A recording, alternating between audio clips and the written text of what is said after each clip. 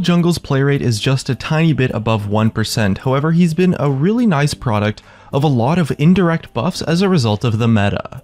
He's a fantastic counterpick to a ridiculous amount of jungle champions. Due to his Q lowering attack damage, he does a great job fighting Devourer and Warrior junglers, and his ultimate is great versus anyone building Cinderhulk.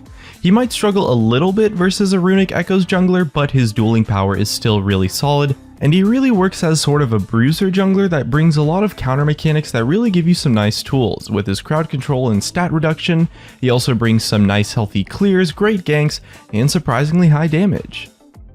The next champion on the list is Vel'Koz Mid.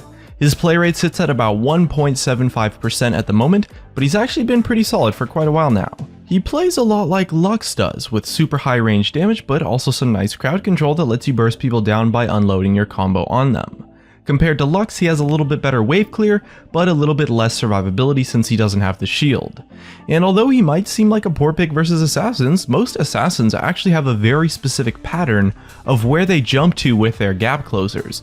For example, versus a Zed, if they ult you, you can just use your E behind you, and you guarantee it landing, and then you can punish them by landing more abilities to follow it up, and if you struggle with that, you can always take exhaust anyways. His burst and poke brings a lot to teamfights, and with incredibly high range on quite a few abilities, he also has some nice pick potential too. Next on the list, we have Kayle Top. Her play rate sits at just a tiny bit above 2%, and she's been a great option ever since the Season 6 changes. The new Ginsu's is great on her, and she does great in the meta right now by bringing an incredibly powerful tool to completely shut down an assassin, which is of course her ultimate. Her laning phase is also ridiculously strong, especially in top lane where you play against a lot of low range, kiteable bruisers and tanks, since she does kind of struggle a little bit versus poke mages. With her ultimate you can tower dive people over and over again in lane, and her utility and damage in teamfights is just awesome. She's a great split pusher too, since her ultimate guarantees a 1v1 victory versus almost anyone, and she has solid wave clear. With her E, you can proc 3 stacks of the Fervor of Battle Keystone Mastery with one attack, since it counts as both an auto attack and a spell, so in lane the amount of sustained damage she can output right off the bat even from level 1 is pretty much just unmatched for a ranged champion. And since her passive shreds tank stats, she does great up in the top lane, where champions can be easily kited by her utility. And at number 4 we have Zilean Support. He sits at a play rate of a little bit above 2%, and he's a benefactor of the meta quite similar to the way that Kayle is. His ultimate is an 80 carries wet dream in a teamfight versus anyone trying to kill them, but the real reason why Zilean shines is because of the utility and options that his E brings actually. When it's maxed out, it's a 99% targeted slow, or a speed boost that lasts for 2.5 seconds, and by the time you get to teamfights with Rewind you can cast it twice in under 5 seconds. But it also works incredibly well with a lot of junglers and bruisers who are trying to run in. Your top laners like Darius and Aurelia make amazing use of the speed boost, as could your jungler like Volibear or Udyr.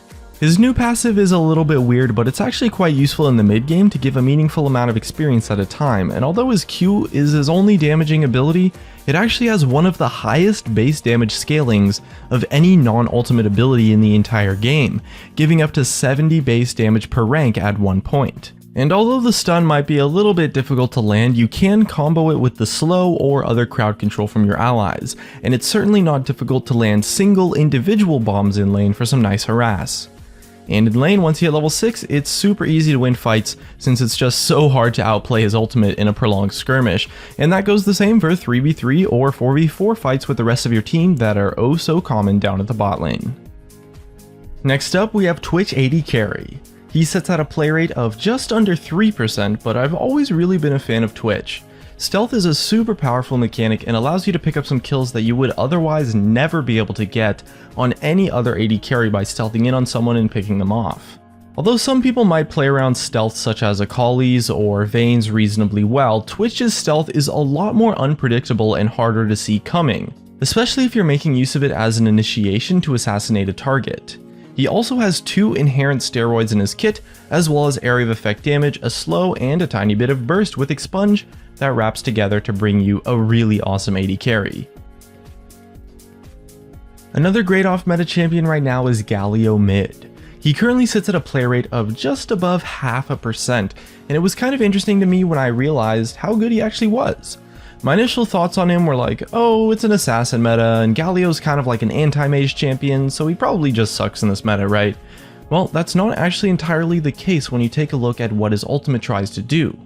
Versus a mage champion like Lux, for example, Orianna, etc., they tend to have really high ranges, but also really good disengage. So actually walking up and getting in range to ult them is almost impossible unless you have flash up, and even then you're still open to being outplayed.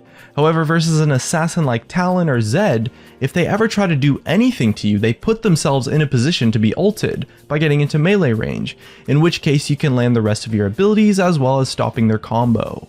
And his base damage scaling is just so insane. His Q gets 55 damage per rank and his E gets 45 damage per rank that you can oftentimes just build full on tank items if you want, and his W makes him really difficult to burst down with those extra tank stats, and he still does great versus mages because you can always just stack heavy magic resistance.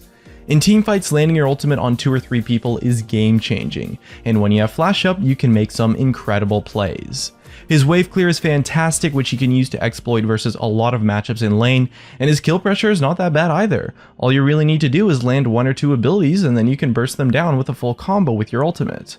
His ultimate's just such an insane tool, and the rest of his kit is so good that you really shouldn't overestimate how important it is to make use of his passive. It's nice to have, but it's really not needed at all since his base damage is already good enough that you actually have a lot more options in your build path than you might think. The biggest problem with Galio is just the cooldown of his ultimate is really long, and he does have a pretty heavy reliance on flash in teamfights, so you have to be careful not to misuse those crucial tools or you'll get punished pretty heavily, but other than that, he's a really awesome pick. And last but certainly not least, we have Skarner Jungle, who currently sits at a play rate of a quarter over 1%. Although he was hurt a tiny bit by the Frozen Fist nerf, it doesn't change how Skarner is an incredible jack-of-all-trades tank that brings solid ganks, decent damage, and the incredible tool of his ultimate.